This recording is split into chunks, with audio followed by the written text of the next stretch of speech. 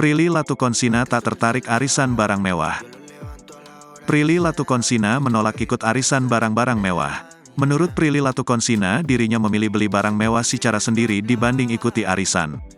Sebab Prilly Latukonsina mengakui susahnya mencari uang, sehingga hasil yang didapat dimanfaat sendiri daripada diikutkan arisan barang mewah. Padahal ada banyak artis yang mengikuti arisan mewah hingga rela menghabiskan uang. Namun ia justru engganan mengikuti hal tersebut karena dirinya tak ingin membuang-buang uang. Aku nggak pernah ikut arisan, mau arisan tas mewah, arisan berlian atau arisan-arisan yang menghabiskan uang, ujar Prilly Latukonsina. Jujur aku nggak pernah, karena nyarinya susah ya, kalau saya kan nyari sendiri ya, kayak benar-benar dari pagi sampai pagi. Kalau untuk arisan, aku sayang ngeluarinnya gitu, ujar dia. Bahkan meski tak menampik memiliki tas mewah, pesinetron ini juga tetap menolak untuk bergabung. Terlebih, Prilly Latukonsina juga menyebut dirinya merasa kalah mewah jika ikut arisan seperti itu.